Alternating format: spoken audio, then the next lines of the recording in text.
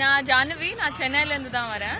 So இப்போ இந்த pride எப்படி இருக்கு? உங்களுக்கு எத்தனாவது ப்ரைடு? நீங்க சப்போர்ட்டர் வந்திருக்கீங்க? நான் 3-4 வருஷமா கடந்த நாள் ஆக்சுவலி ஞாபகம் இல்லை. எவ்ரி இயர் வருவேன், கண்டிப்பா வருவேன். எவ்வளோ பிஸியா இருந்தாலும் வருவேன். ஸோ நீங்க சப்போர்ட்டரா இல்லை நீங்களும்? சப்போர்ட்டர். எனக்கு தெரிஞ்ச நிறைய பேர் இந்த ப்ரைட் கம்யூனிட்டியில இருக்காங்க. அவங்களுக்காக சப்போர்ட்டரா நான் வந்து. எப்படி இருக்கு உங்களெல்லாம் பாக்குறப்போ, எல்லாரும் பாக்குறப்போ? சந்தோஷமா இருக்கு. எதுக்குன்னா சென்னை எப்பவுமே சந்தோஷமா இருக்கும், எல்லாரும் நல்லா இருப்பாங்க, கைண்ட் பீப்புள். ஆமா, கரெக்ட் தான், நான் இல்லைன்னு சொல்லல. ஆனா இந்த ஒரு நாள் எல்லா இடத்துலயும் சோ மச் மியூசிக், இவ்வளோ கலர்ஃபுல்லா இருக்கும். யாருக்கும் அந்த பயம் இருக்காது. நம்ம இப்படி இருந்தா நம்மள யாரோ ஏதோ சொல்லிடுவாங்கன்ற பயம் இருக்காது. எல்லாருக்கும் அவங்க எப்படி இருக்கணும்னு தோணுதோ வெளிப்படையா அப்படி அவங்களால இருக்க முடியும். அண்ட் இந்த ஒரு நாளுக்காக நிறைய பேர் வருஷம் பூரா காத்திருப்பாங்க. சோ எனக்கு இந்த ஒரு நாள் ரொம்ப பிடிக்கும். கண்டிப்பா ஒரு புது ஆளை பாக்குற மாதிரி யாரும் பேசல, அந்த மாதிரி தான் இருக்கு. நிறைய பேர் இருக்காங்க. வேற வேற ஆளுங்க கிட்ட பேசுறப்போ அது ஒரு புது எக்ஸ்பீரியன்ஸ். நிறைய பேருக்கு அந்த மாதிரி எக்ஸ்பீரியன்ஸ் டெய்லி கிடைக்காது.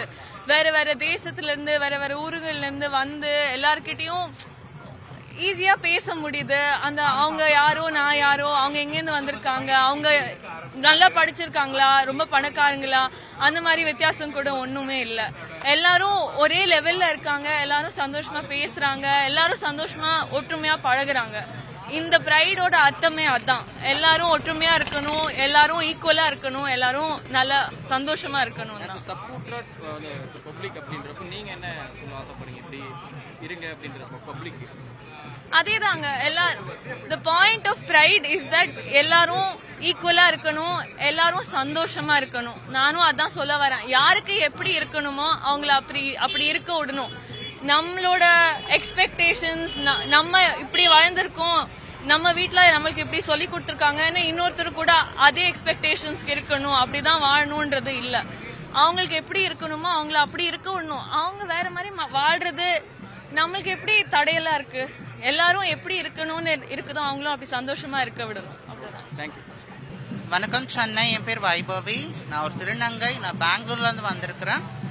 ஸோ நான் ஏன் இன்னைக்கு இங்கே இருக்கிறேன்னா, இந்த மக்கள் பார்த்துருப்பீங்க, உங்களுக்கே புரிஞ்சிருக்கும்.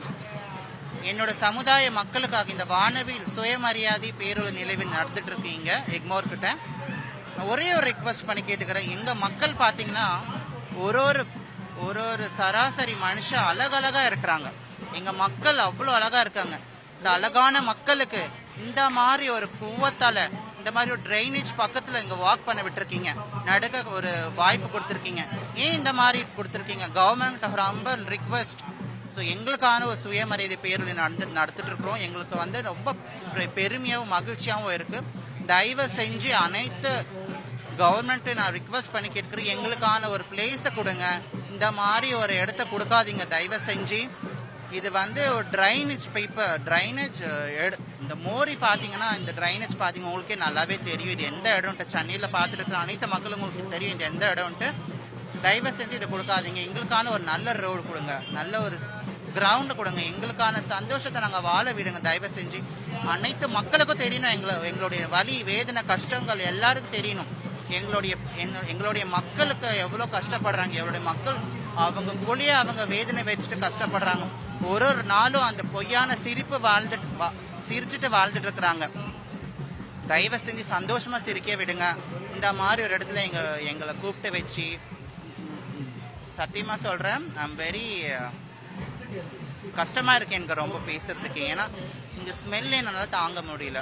என்னதான் நான் பெங்களூர்ல இருந்து வந்திருந்தாலுமே நானும் ஒரு சராசரி மனுஷி தான். எனக்கும் எல்லாமே சென்சிட்டிவ் பர்சன்ஸ் இருக்குதான். இந்த மாதிரி ஸ்மெல் தயவு செஞ்சு யாருக்கும் வரக்கூடாது.